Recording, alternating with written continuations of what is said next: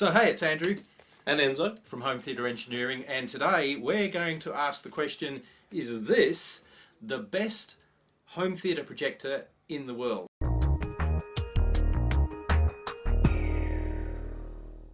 Now, when we say that, of course, no, it's not the best projector in the world, but that projector is probably going to cost you $500,000, right? So in the Barco range. So what is this exactly? It is a Barco Boulder. And this this is the projector that we're putting into this room. Actually, we're standing in our cinema that's being rebuilt again, and we've taken it up yet another notch. And this is one of the most significant notches. This is a beast. It's recently been delivered, and as you can see, completely unopened. So, we don't even know what it looks like. So let's get into it, shall we? Yep. It is heavy. That's for sure.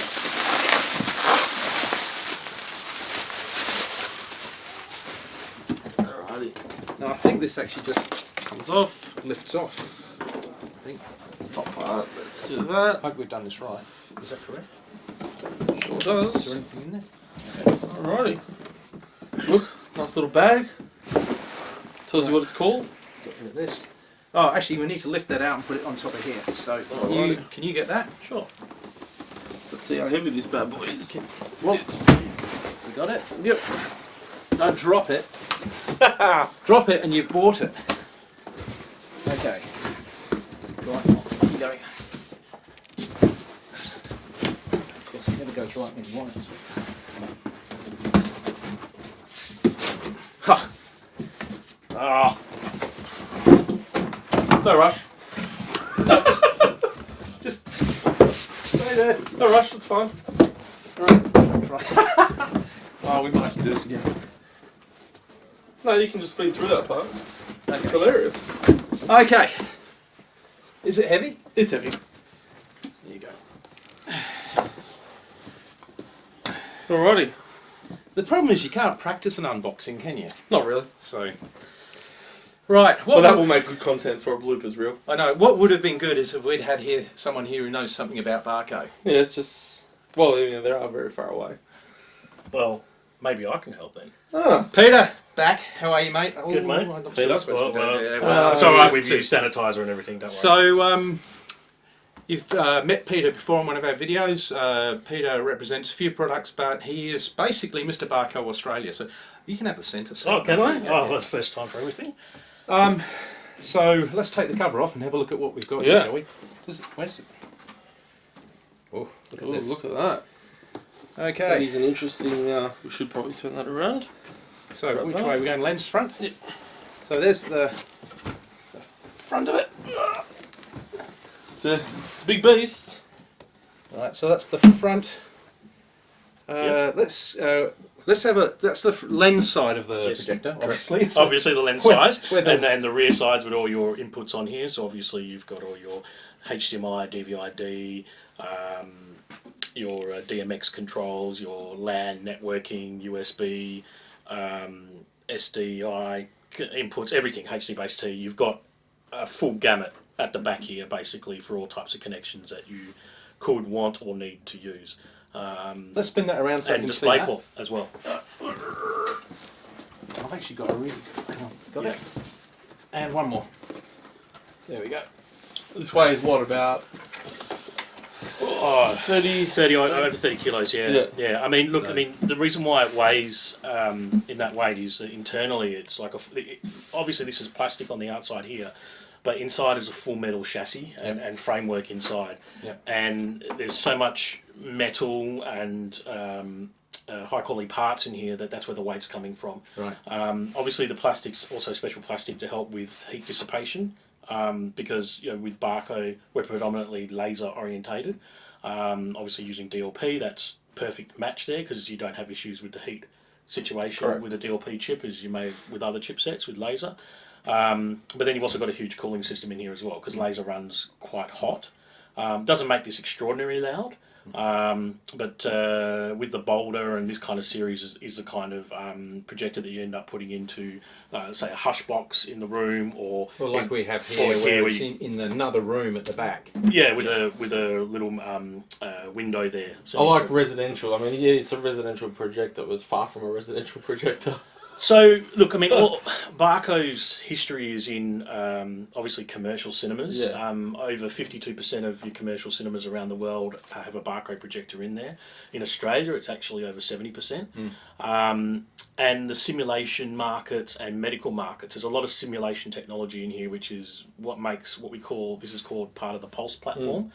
And it makes it one of the like the most capable projectors in the market. So in this room, because it's a dedicated theatre room and it's been designed by the guys here at Home Theatre Engineering, they've got the projector sitting square on with the screen. But if we're in this room, for example, we could have the projector on the far left-hand side of the wall here, projecting seamlessly onto the screen, flat as using their warp simulation technology. So there's a lot of technology behind it.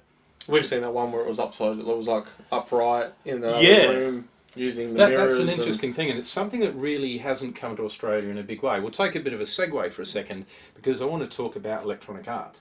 And one of the things that Barco really owns, I think, is that space. And in in very high-end homes, people are using 4 of these or even higher models to get massive resolution in rear projection artwork in their homes, and they can have, well, I mean, obviously their choice of anything. You can recreate classic oil paintings, or you can create video scenarios, or your heart's content. You can change the mood of that entire wall. Yeah. And that's something that, I mean, it hasn't found its way in Australia in a big way yet, but it is certainly out there.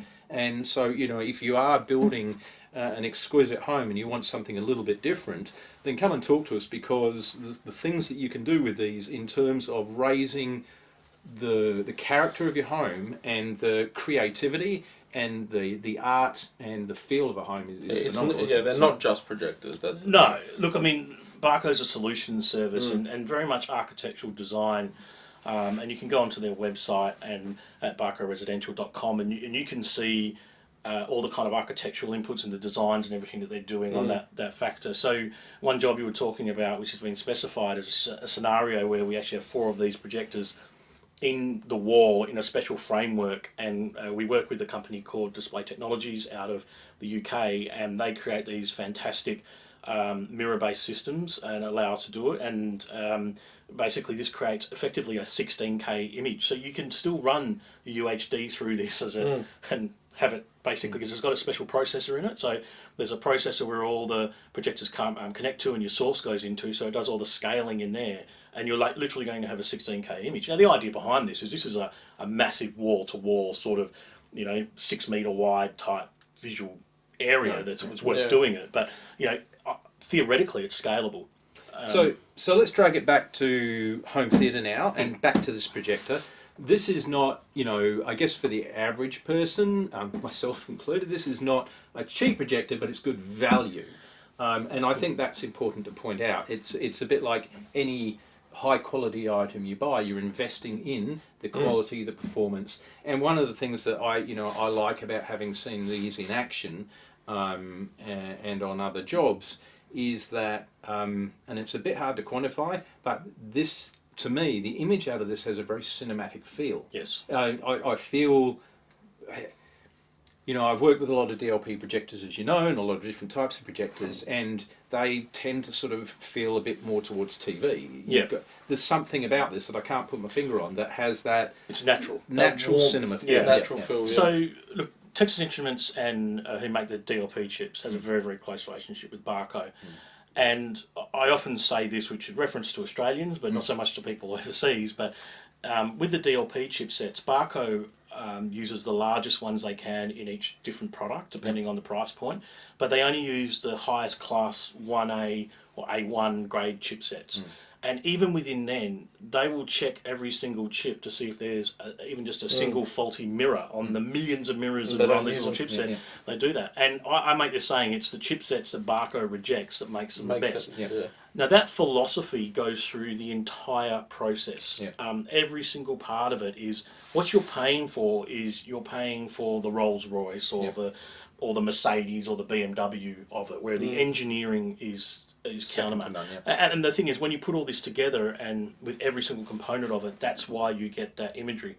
But more than that, their software and their understanding of cinema and Hollywood and everything else that goes on there, and how closely they work with all this sort of industry. They are talking and working with producers and directors and editors and saying, is this how it should look? They want it to be as the director intended. Yeah, I mean, you hear us say that a lot in our videos. And that's one of our goals. Yeah. Especially with audio, you want to hear what the director intended. So this particular projector, talking of chipsets, let's go over some of the specifications. First of all, price. Generally, and obviously, you know, things do vary, but the retail price on this is? In Australia, you're looking at a tad over $60,000. It just depends on a few bits and pieces. Which we'll get to in a minute. Yeah.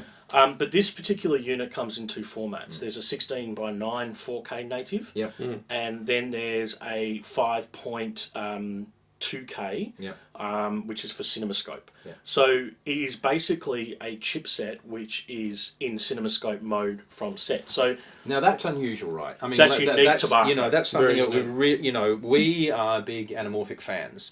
And because, I mean, that's how a lot of a cinema's shot, and it's still being shot. And you know, all this stuff you see about, is it 4K, is it E-shift, is it this, is it that?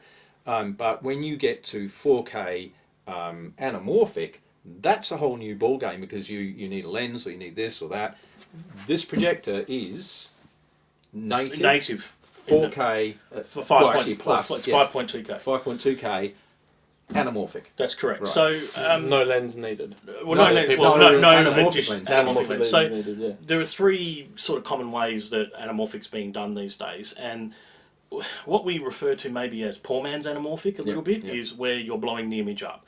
So you're basically zoom. You're zooming the image out, you're digitally zooming it out, or you're optically zooming it out. And what happens there is you'll notice on your screen you'll have light above and below the screen and to the left and the right.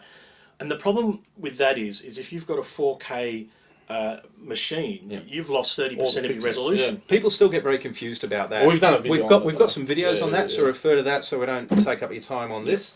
The next way is with the lens, and the lens has always been the best way up till now. There's two different, there's prismatic and cylindrical, high quality cylindrical being the best, but those lenses cost 10 grand to 20 to even $30,000. So now that's an interesting point, because you take a good projector, and let's face it, there are some good projectors out there. You know, you've still got your JVCs, your Sonys, and some of the models below this in Barco, but you have to match it with a lens. So if you take a $25,000 projector and you add a high quality lens like an ISCO or $15,000, $20,000, $20,000 there, you're getting to the point where, look, you really want to start saying, if I want a serious shot at getting the cinema right, then you really don't have much of an option. You're now playing in this territory, and this is the projector to buy. And so that goes back to, is this the perfect projector for that application? Yes, it is.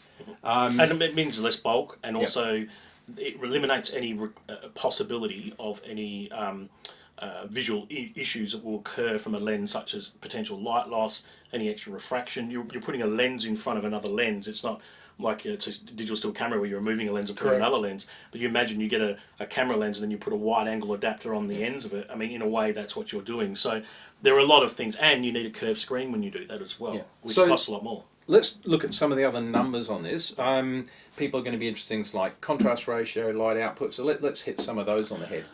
So the light output, it comes in three different models. It comes in your DCI P3 model, which is around 3,600 ANSIs. And this is true measurement. It's not your black white measurement. It's your proper measurement of ANSI lumen on the proper patterns and checkerboard patterns. If you go for a theatre mode, which will go down to your Rec 709 sort of standard, you're now looking at about 4,000 ANSIs, and then we've got what we call as a media mode, and the media mode pops it up closer to 6,500 ANSIs. So you'd use that for business, commercial?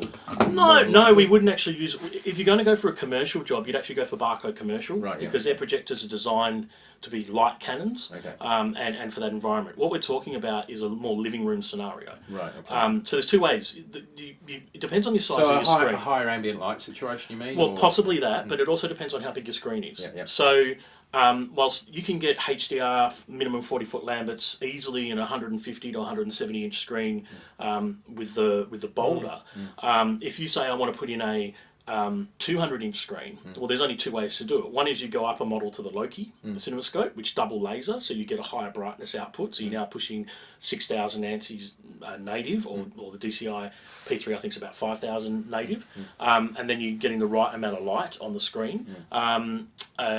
Or you basically go to the media version. Now, when you go to that in this sort of model, and the way it's sort of done, because it's just a change in the colour wheel, so they allow more light to come through, you will find that you lose a little bit on your contrast. So, but when you're in a media room or living room where you might have a big screen on a wall, that's we would always tend to go for that media version. So for us, I mean, we're looking for a well-calibrated DCI P3 You'd be system. DCI P3. So we're looking at how much? How many lumens? About 3,600. So 3,600 lumens. How many pixels? 5.2K. 5.2K pixels. And what else do we need to know? Well, if you want to talk contrast ratio, there's a real misnomer, because everyone talks in the billions and millions, and there's even out there someone saying infinity contrast, which is, what does that even mean? The fact of the matter is, the human eye, if I stop breathing right now and I don't blink and I look at a static image, no, thank you, please don't, and a static image, I may be able to achieve, like, 1,000,000 to 1, or recognise 1,000,000 to 1 contrast. As soon as I move slightly, it's 100,000 to 1. As soon as I start breathing and everything, it just keeps dropping and dropping. So the max that we see as a normal person out there is, I think it's around up to about 20,000 to 1. But that's the maximum. All right, and that's within very, very tight conditions. So on average, we're watching and viewing things less than 1,000 to 1 contrast. So when you look at a lot of these figures out there that are extrapolated, they don't actually tell you what true ANSI contrast is. And so when you talk about it, and we're hitting 500 true ANSI contrast lumens, that's actually quite high. But a lot of people don't understand that. The way the laser works, the mirrors and the wheel in here, it means that your blacks are quite significant. So your black levels are very, very good. The gradation is also very good. That's the advantage of a DLP chip, is that you get the high level of gradation, which is what gives that natural cinematic look to it as well. And that's very noticeable as well. So she's a heavy unit. She's priced to match the quality. We've got fantastic native anamorphic. What else do you think people, if we did a hit list of why you would put this in your home theatre? I mean, so, repeating ourselves, native anamorphic chipset, amazing. Highlight output, so we're going to get great HDR. So this does obviously have HDR. Yes. What HDRs does it have? HLG, HDR10? HDR10. Wait, no, that's okay. The other ones. No, we'll pop some information up on the screen for that capability.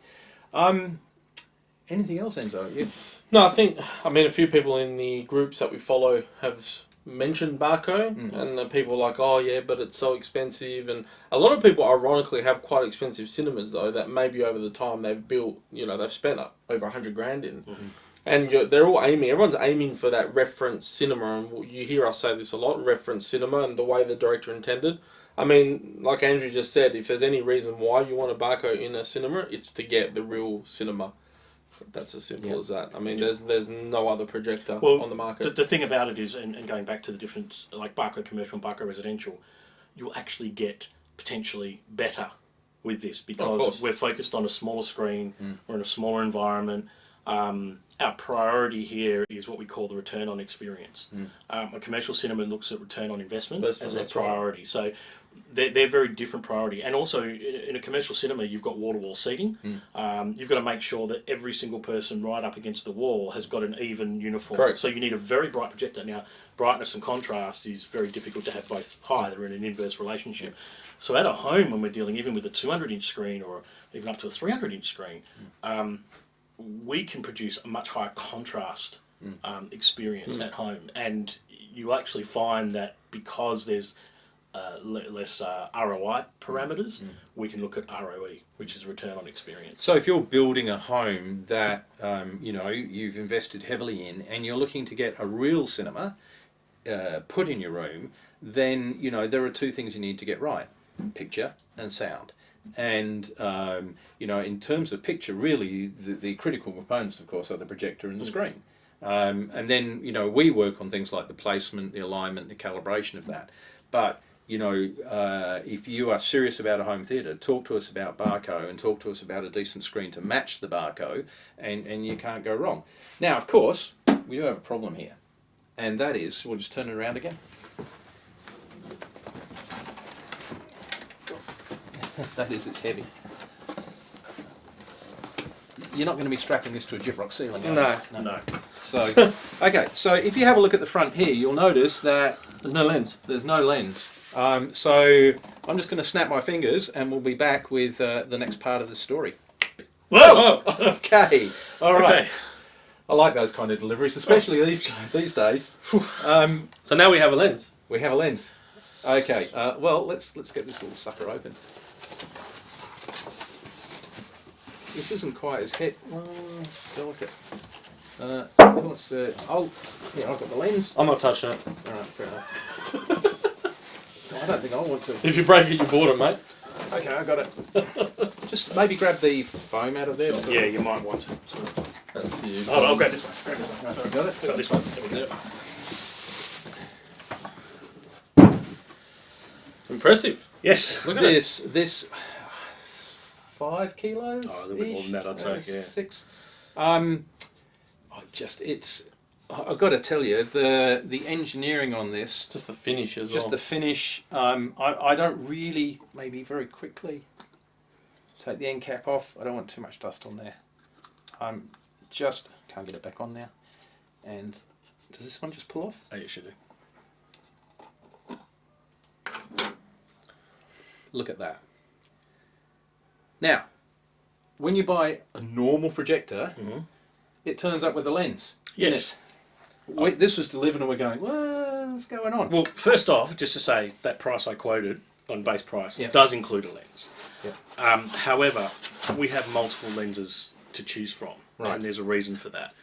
When you buy a projector with a pre-fitted lens that you really don't have an option to change, you get a huge focal length. So you're basically a jack of all trades, master of none. So when you've got a 2 times or a massive focal length like that, for a lens to be very precise across the whole image is very difficult.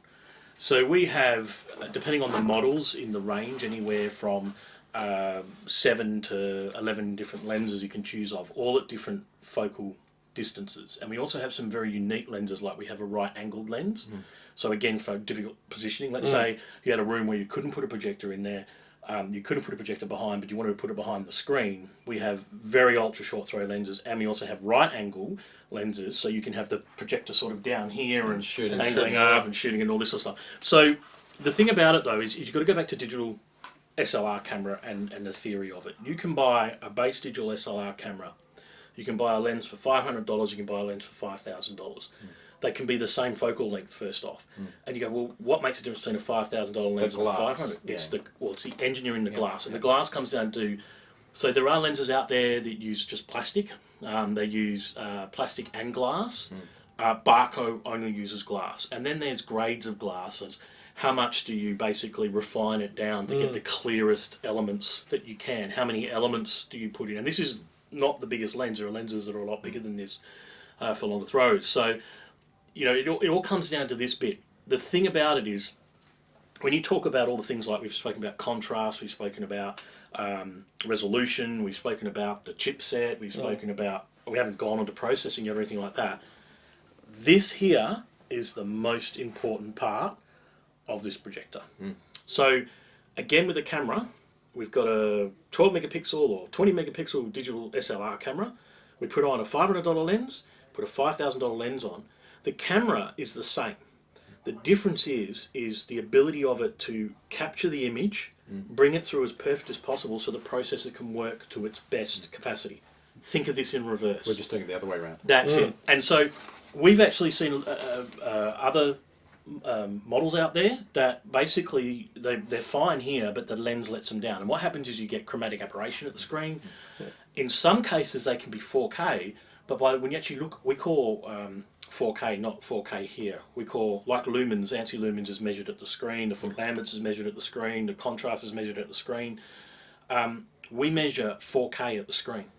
So there are 4K projectors out there. If you actually go measure them at the screen, they're lucky to hit 1080p because of blurring and chromatic aberration and edging, which blurs the pixels together. Yeah, we've had this issue. I've noticed it in calibrating some projectors, and you go in and you have to really play around with that if you can to try and fix up convergence and other issues, which of course isn't a DLP issue. No. Yeah. But the other thing can be down to it is because it's got such a high focal length. If you're not sitting right in the middle of that focal length, you're going to create these issues in there. So that's why we have lenses for each scenario, because basically what we're chasing here is that perfection of image in that model as best as we can, and this is so important. So our lenses, we work with some of the best in the world on these. On that note, when we do design theatres, one of the things we work on very carefully is projector selection. We don't just choose it based on it's a brand or it's a model or a name. We actually work out the throw ratio in your room, and we work very, very hard to put the projector at the middle of its focal length, because generally that's where it is the best. But in this situation, we could go a step further. So you guys, when we were ordering the projector, we gave you the dimensions of our room, the size of our screen, and then this came out as a result. As the lens that we needed. And also, going back onto that, you see a lot of people putting in 150-inch, up to 200 to 300-inch screens, and they're putting on projectors with it's right at the extremes of their focal length, and also not enough brightness. So I mean, that's an important thing when people come to us and say which projector is the best in Barco. It's not based on anything but the screen size and the throw distance. In all honesty, that's really you can go up to the Thor, which is the $500,000 projector, and have that sitting in another room and all this, and you can have it on any size screen and look great. But for reality's sake, for most of us, it's more about, we don't suggest going up to a higher model here unless it's needed, and that's based on the screen size and your throw, and in some cases your throw, but mostly the screen size. So when you're talking to Enzo, for example, and you're asking these questions, you know, the important thing is to match up the projector to your home. So if you're building a good home and you want it done properly, you don't just slap a projector in there. You talk to an expert and you get them to go through and I think one of the things I've come across, and I think I've had this conversation with you, is there's a lot of people that we've dealt with or are still dealing with or may deal with in the future where, you know, they've got a budget for a cinema, you know, and it might be 100 grand, 120, 130. A projector like this isn't really unreachable. I think a lot of people get too caught up in spending too much money of their budget towards other areas of the cinema and leave the projector to last, because they've got this fixation that a projector should only cost 15 grand. Yeah, I mean, that's an interesting point. You know, what we would like to focus on is getting you the best picture and the best sound. If you have to wait a little while to put the chairs in or to do some of those cosmetic things, but get your foundation right, because if you say, well, let's back off and let's get a lesser projector and a lesser sound system, but we're going to get the best chairs in the world, well, you're going to be comfortable, but you're not going to be watching a great result. And trust me, there's a big difference. And things always come up, and then people never end up changing because they get comfortable, they get complacent. And I think, you know, if we were to say, you know, even look at the Bragi, which is the next one down, let's say 40 grand? Yeah, it's about 45. Yeah, so even that, again, you know, another projector with a lens is still, or anamorphic lens, still hits to 30, 35 anyway. So plus. And in a lot of cases there, you also then need to add a scaler in, which is going to be about 10 grand. So, you know, and this has that all on board. We're not it's not unreachable, and I think a lot of people just jump the gun going, you know, 10 grand for this, 10 grand for that, and there's my budget. You know, my job is to try and get you the best reference cinema possible. And I guess, you know, if it means that maybe we need to do it in stages or, you know, do things smarter, I think people jump the gun a bit too much. And look, we're all passionate, we all love it. But I think there are ways of doing a room smarter, which is what I believe we do well. I agree with you guys totally. I mean, I think your speakers, your amplifiers, your processor, your cables, your projector and your screen, there's a big interrelationship between a screen and a projector. If you go, okay, I'm going to buy this, but then I'm going to buy a cheap screen, and that's the lowest common denominator of performance. So it's all about balance. Yeah. And you're right, I've seen jobs where, you know, they're quite expensive cinemas. We're talking $300,000 cinemas, and there's, you know, over $200,000 spent on furniture and the theme of the room. Now, I understand that might be what your eventual goal is. Absolutely. But that's been and we at have the no problem with that. No, but that's been at the cost of the hardware from day one. Yeah. The other one I hear a lot also is I'll buy a cheaper projector now and I'll get a more expensive one later because I want to get those chairs and everything like that. It's like, well, that means during that whole time you've lowered your performance. Like my home theatre room, I started off with beanbags in there. But then also you're going to then want to probably sell that projector. You're going to get nothing for it. And now you've got to pay for it again. And so, we really try and future-proof the work for our clients so that they don't have to go through that pain point. And we see that a lot when people come to us who are halfway through or they've stumbled or they're rebuilding and then they realise that all their equipment's wrong, so they've been misguided, I guess, and we turn around and say, well, we can't get a better picture out of that projector, we can't get better sound out of that system, that needs to be solved. And that's heartbreaking, So I'm not, get it done right the first time. Get it done right. And I'm not saying that just because you've got $100,000+ cinema, you have to spend the money. All I'm saying is that ultimately there's a reason these machines exist. Yep. And people that watch a lot of movies and are in their room every night and have spent $100,000 on audio and speakers and screens. I mean, really, this type of thing is what is the icing on the cake. Yeah. So, for sure, is this the best home theatre projector in its price range? For sure. All right. I mean, what else? I stand clear of that because I'm biased. I mean, look. Well, I'm trying to think of something that that you can get anamorphic, 1:1 pixel, resolution, that light output, that clarity. I can't think of anything else on the market. No. So in for that category and that price point, I mean, it's a lot of value for money. Yeah. It is a lot of. I mean, a lot of people are probably going to ask, how does this fit?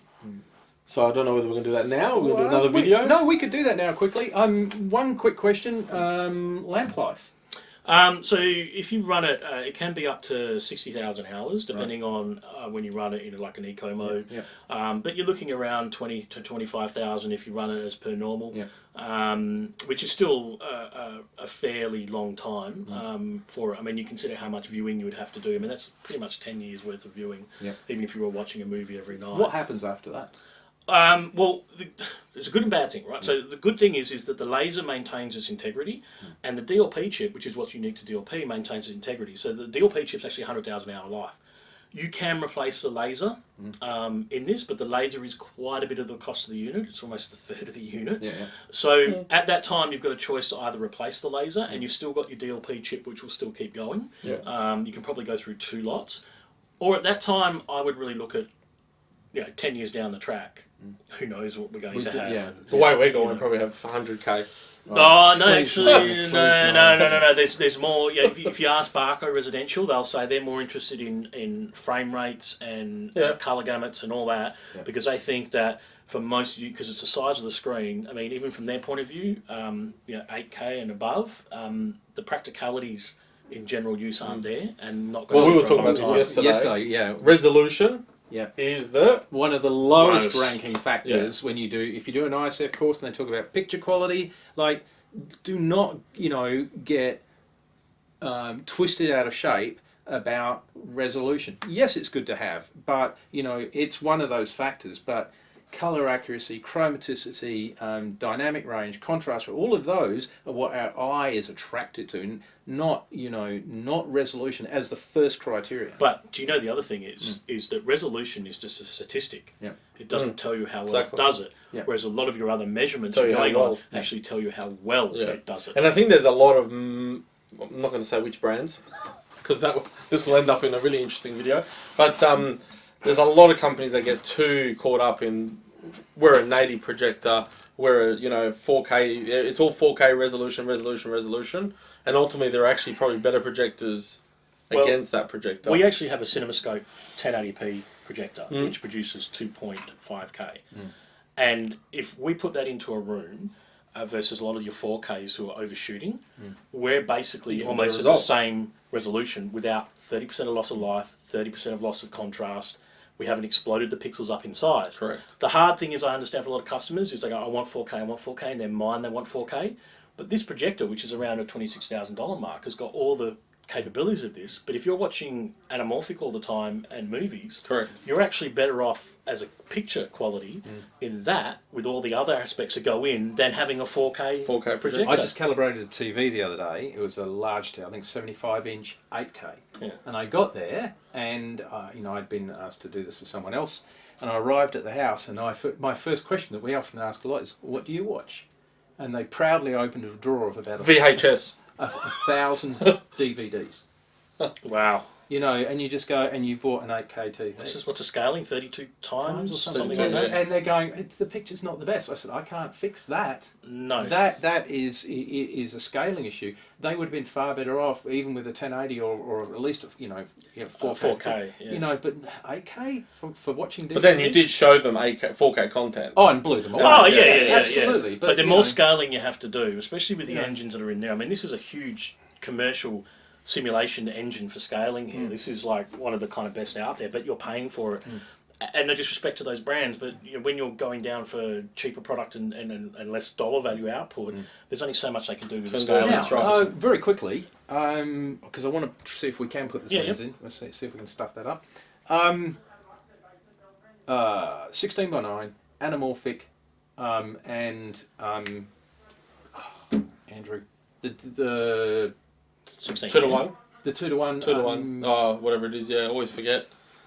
Oh heavens! We were talking in another video about how there's that 2:1 ratio screen, so it's got all the. It's the latest trend. It's you get everything. Yeah, it's a DCI one, isn't it? No. Oh my God! It's done by the guys who do the big cinemas. Oh, Yeah. IMAX. IMAX. Thank you. Yeah, thank you. Right. God, that was painful. We were all doing well there, weren't we? Yeah. So I know that this has some smarts on board where it will automatically. Yeah, you've got the so basically a couple of things that the Barco projectors have in common is they sense the signal coming in, and what they do is they automatically adjust the size, so they actually have that ability. So when you go to a commercial cinema, they're actually basically doing the zoom function there because they've got this wall to wall for different, because they do so many different things. Yeah.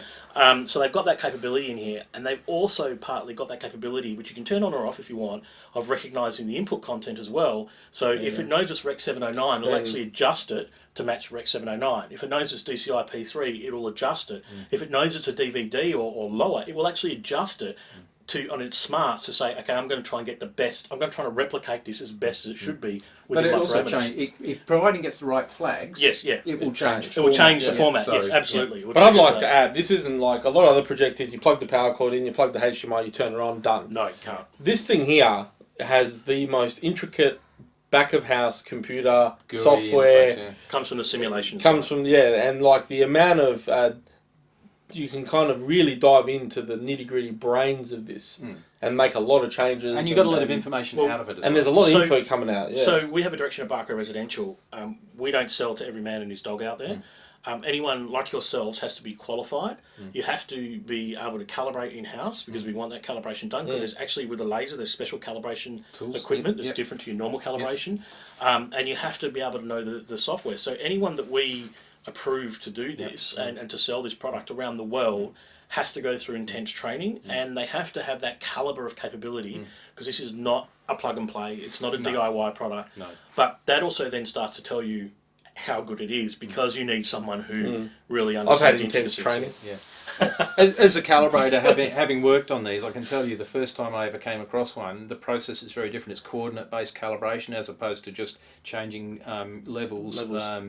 And which is a fairly simple way of putting it, but you need to learn how to drive this, and because I'll see if I can get this one right. I think the wavelength is 5 nanometers from memory, and so for that your normal calibrator sensors. So if you get a calibrator rock up to do this for you, make sure he's got the right gear and the right knowledge and experience, because you can get this wrong as well. But not even just this. We've seen other other ones too. Other projectors where they're rocking up with the wrong lasers, wrong. Sorry. All right, I'm going to give this to you so you can drop it. And sure. So for part 3 of this, how about you two put the lens in? Okay. Lens insertion. Lens insertion. Sticking the lens in. The moment of truth. Artificial lens insertion. Now, what you need to do is move the lever across there, please, and then remove the cap. Now, I'm going to hand you this lens. If you can just take the back cap off and hold it very carefully. Yep. Now there's actually a red dot on the top of the lens here, just to make it nice and easy for you. So you need to line that up with the top position there, and make sure you get a little bit of a feel for it. It'll have a little bit of a position to click in because you've got some pinpoints there. Okay, I'll hold it for you. Yep. Now move the lever across. You got that? Is it all across? Make sure it's firm. And that's it. So the important thing to do, we don't have this turned on, but when it is turned on, there's an internal shutter in there. So whenever you're going to remove the lens, if the unit's on, you have to make sure that the that the shutter is closed.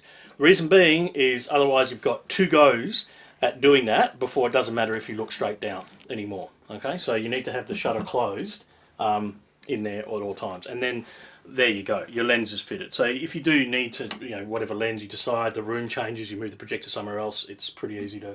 I think the fact of the matter is, with a projector like this, someone else, hopefully professional, is going to be installing it. Yeah. And they'll be doing that for you. I've got to say though, nice, solid, rigid. It's amazing, isn't it? The quality is just... I mean, even the quality here with the ring and...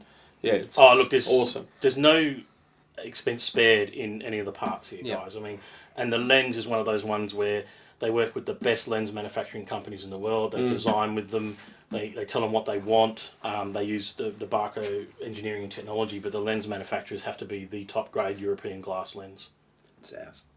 It's going to go up. It's yours. It's ours. I'm excited. I can't wait to see it up. Who gets it in the divorce? Hey? Who gets it in the divorce?